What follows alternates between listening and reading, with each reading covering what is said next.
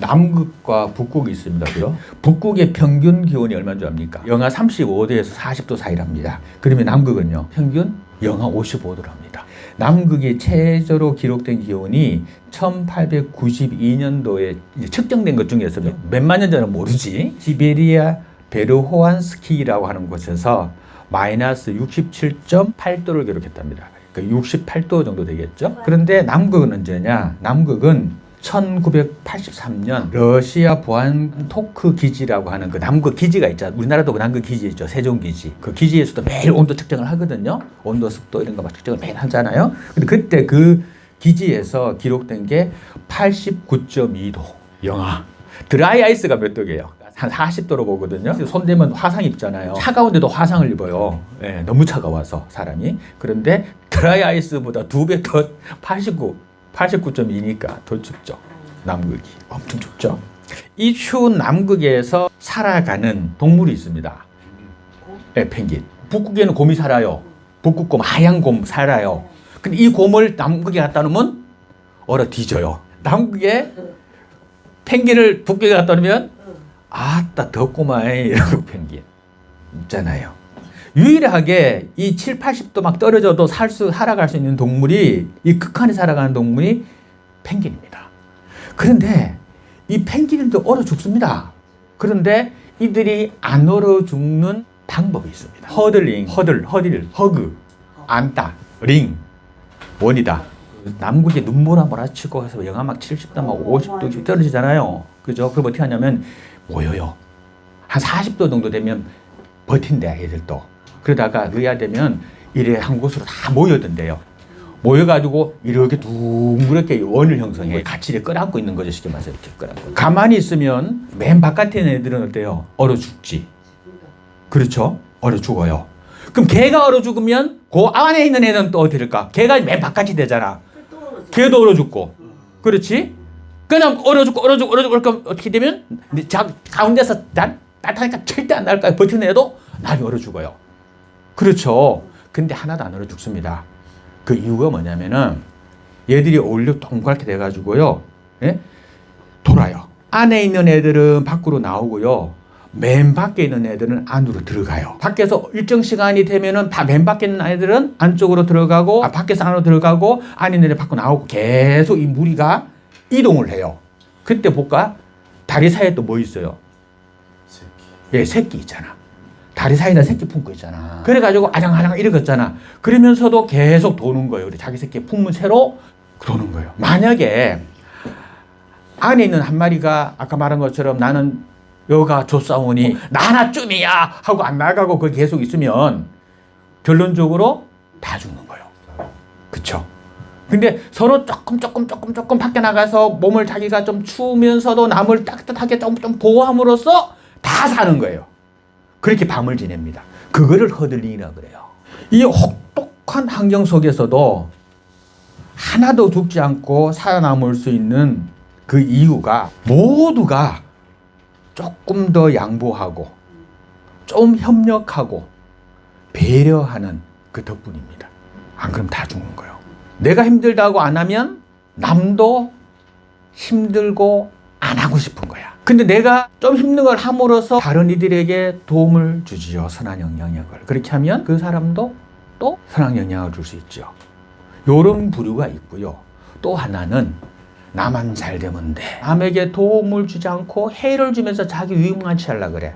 그럼 어디 되는 줄 압니까? 양떼를 몰고 가다 보면은 양떼 중에 이렇게 벌쩍벌쩍 뛰어서 빨리 뛰어가는 양들이 있는데, 양몰이나 양치기가 통제를 안 하면 이 양이 눈이 어두워요. 멀리를 못 봐. 그러니까 이렇게 가다가 요만큼 앞에 먹이가 먼저 있잖아. 그럼 먼저 먹으려고 어떻게 해요? 뛰어가잖아요. 놈이 먹잖아 먼저. 그럼 딴 놈이 못 먹었잖아. 지만 살자 먹었잖아. 그럼 또 가다 보면 또 풀이 나타나면 어떻게 해? 딴 놈이 먼저 발견하면 또 뛰어갈 거 아니야. 그렇죠? 이게 반복돼요. 그러다 보면 나중에 한 마리가 펄쩍 뛰면 아차 앞에 풀 있나 보다 하고 다 뛰는 거야. 막 뛰는 거야 이제부터. 통제 안 돼요. 그럼 어디 되는 줄 알아요? 멀리 못 보잖아. 앞에 벼랑이 있어.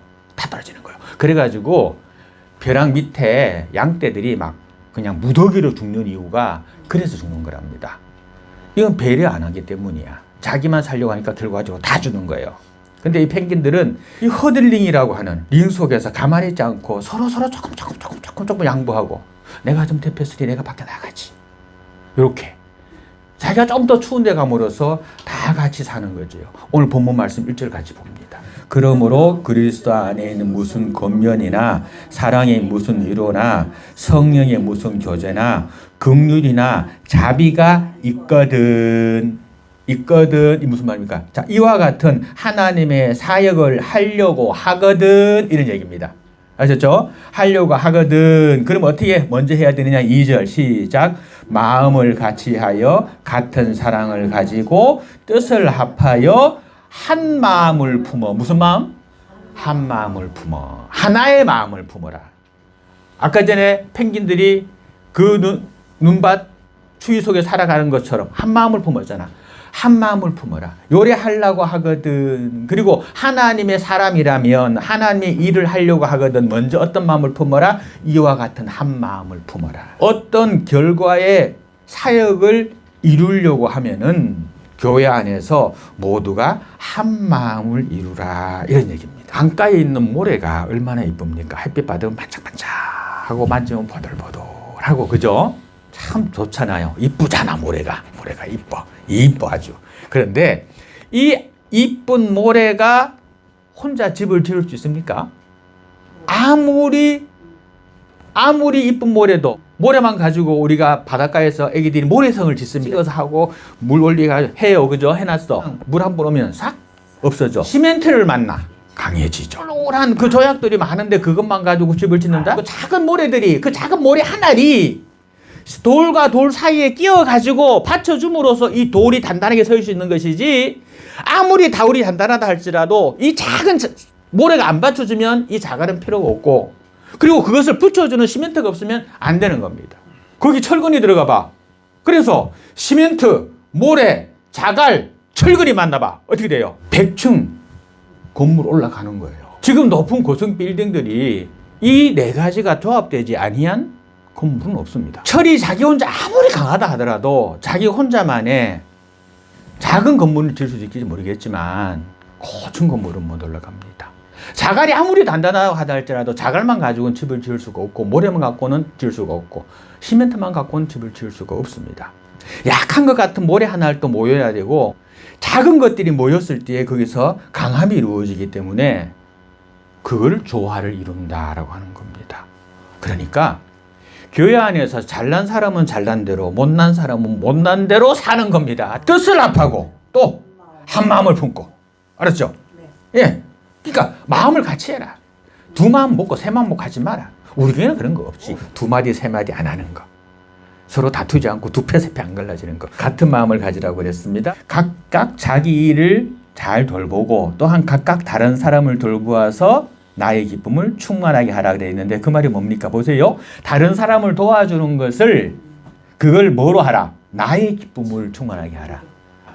다른 사람을 돕는 걸 생색내기 위함이 아니라 도와주고 나면 어때? 마음이 기쁘잖아. 얻어먹고 나면 찜찜한데 밥 사주고 나면 기분 좋잖아. 아싸 이러고 그죠? 예. 그리고 교회 와서 또 청소하고 교회 정리 좀 하고 나면 아이고 내가 하나님 앞에 참 받은 은혜가 큰데 내가 하나님 앞에 그래도 참 이 정도 헌신했다고 뿌듯하고 집에 가면 기분 좋잖아. 다른 사람을 기쁨을 위해서 하지 말고 나의 기쁨을 위해서 하라는 겁니다. 다른 사람의 기쁨을 위해서 하다 보니까 내 상처를 받아. 무슨 일을 할 때에 남을 위해서 한다는 생각 말고 이걸 함으로 내 기쁨이 충만하게 하기 위해서라고 하란 말입니다. 나의 만족을 위해서 하는 말입니다. 그러면 일도 힘들지 않습니다. 근데 억지로 하면요. 돈 위해서 억지로 하면요. 정말 힘이 듭니다. 교회는 하나님이 주신 사명을 이루기 위해서 마음과 뜻과 힘을 합쳐야 됩니다. 그래서 모든 것은 하나님의 영광에 초점을 둬야 됩니다. 사람이 아닙니다. 누구를 좋아하게 하기 위한 것이 아닙니다. 자, 교회 건물을 짓습니다. 자, 유능한 사람들이 많은 쪽에서 한쪽에서 빨리 벽을 쌓았습니다. 그렇게 해서 그 건물이 완공됩니까? 안 됩니다. 다른 벽도 세워야 지붕 올릴 수 있잖아요. 안 그러면 지붕 못 올리잖아. 그러니까 서로 조화를 이루어서 가야 됩니다. 그래서 3절 후반절에 보니까 이런 말씀이 있습니다. 오직 겸손한 마음으로 각각 자기보다 남을 낮게 여겨라. 자, 하나님의 눈으로 나를 바라보면요, 내가 교만할 수가 없습니다. 근데 누구 눈으로 나를 보기 때문에 내 눈으로 나를 보기 때문에 내가 교만해집니다. 하나님의 눈으로 나를 보십시오. 불쌍하고 부족하고 연약하고 정말 죽을 죄인이잖아요. 그래서 이사야가 그랬습니다. 화로다 나여 망하게 되었도다. 나는 입술이 부정한 사람이요 나의 입술이 부정한 백성 중에 거주하며 만군의 여호와인 왕을 비었음이라. 이렇게 말했거든요. 그러니까 내가 참 하나님을 보니 내가 진짜 부정한 사람이다. 이래 말합니다. 사울이 왕으로 하나님이 세우려고 했을 때 행구사에 숨어 있었잖아요. 그럴 때 찾아서라도 왕을 세웠잖아. 근데 나중에 교만해지니까 하나님이 처벌했잖아. 그렇죠. 바울이 4절에 보니까 각자가 자기가 맡은 일을 책임지고 돌보며 충성하며 남까지 생각하고 자기를 희생할 줄 아는 사람이 하나님의 사역을 잘 감당한다라고 말하고 있습니다. 하나님은 작은 일에 충성된 자에게 큰 일도 맡기시는 법입니다. 우리는 우리 각자에게 맡겨진 것에 먼저 충성해야 됩니다. 그러니까 내가 무엇을 교회를 위해서 하지, 내가 뭘 하나님을 위해서 하지 하는 거 있잖아요. 그죠? 내가 하나님 믿는 사람으로 내 입을 겸손하게 하고 좋은 말만 하겠다. 이것도 좋죠. 그거만 하면 돼요. 우리 충실하게. 내가 교회를 청소하고 정리하고 또 교회에 헌신하겠다 하면 돼요. 그러면서 그거를 누구 앞에서 하는 걸로 사람들 보라 하는 것이 아니라 하나님이 나를 보고 있다라는 마음을 가지고 하면 됩니다. 그러면 신실하게 되는 겁니다. 자, 하나님은 우리가 막 떠들썩하게 무언가를 하는 것보다는 다른 사람들과 조화를 이루고 주님을 닮은 마음으로 다른 사람을 나보다 더 높게 여기는 겸손한 마음과 맡겨진 일에 어떠하든지 간에 그것이 크든 작든지 간에 충성을 다하는 최선을 다하는 그런 모습을 하나님 보기를 원하십니다. 그리고 그런 자들이 모인 곳이 아름다운 교회가 되어져 가는 겁니다. 우리 교회만큼 아름다운 교회 없어. 우리 교회는 싸움도 없지, 다툼도 없지, 질투도 없지, 뭐 속이는 것도 없지, 뭐 이거 뭐 우리 교회 그거 없다. 진짜 우리 교회가 내가 볼 때 아마 최고로 우리나라의 전 세계 제일 아름다운 교회가 아닐까 생각합니다. 진짜 가족적이고 진짜 우리 교회가 좋은 교회인 것 같습니다. 주 안에서 함께 사랑하고 내가 할 만큼만 하고 나보다 좀 못한다 해서 하지 말고 그도 그렇기 때문에 하고 내가 못하는 만큼 또 다른 사람이 잘하는 것도 있고 또 잘하는 것인 만큼 또 남이 못하는 것도 있고 그죠? 그렇게 받아들이고 서로 사랑으로 하나 되고 우리 교회 표가 뭐다? 서로 사랑하며 빛을 발하자. 아멘.